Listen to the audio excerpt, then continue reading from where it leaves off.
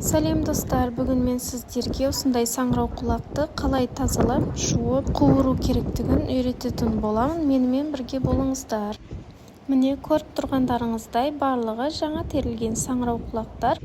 Өзіміз үй жағдайында қалай қуырамыз, солай қарапайым ғана сіздерге көрсетемін.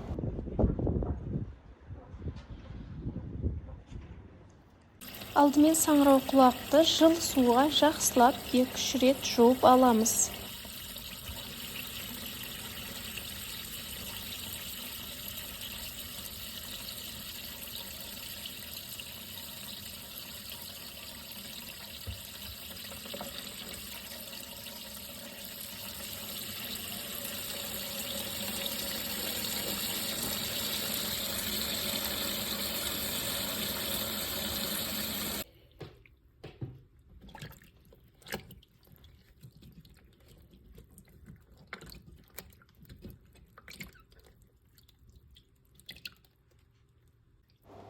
Видеода көріп тұрғандарыңыздай саңырау құлақтың осы жерін тазалап алып тастаймыз.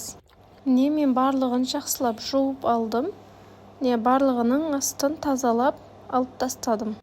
Негізі астын тазалап алу керек, бірақ кейбір адамдар алмайды екен. Соған мен жартысын тазаламай көрейін деп шештім.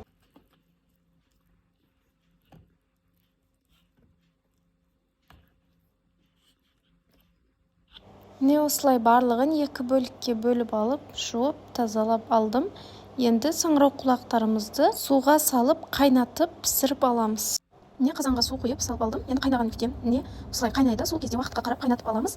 Кемінде жарты сағат 40 минут қайнау керек. Негізі саңырау құлақты көп қайнатқанымыз дұрыс болады. Саңырау құлақты қанша көп қайнатып қуырсақ та ешқандай езіліп кетпейді. Саңырау құлағымызды 1 сағатша қайнатып алғаннан кейін енді бұны басқа бөлек ыдысқа алып жақсылап суытып аламыз. Суығаннан кейін оны турап қазанға салып қуырып аламыз. Бұған картошка қосып қуырсаңыздар да бола береді, өз қалауларыңызға қарай. Болмаса болған піскен күйі саңырау құлақ салатын жасасақ болады. Мен сіздерге саңырау құлақтың өзін қуырып көрсеттім. Ақпарат пайдалы болған болса, маған тіркеліп лайк баса кетіңіздер.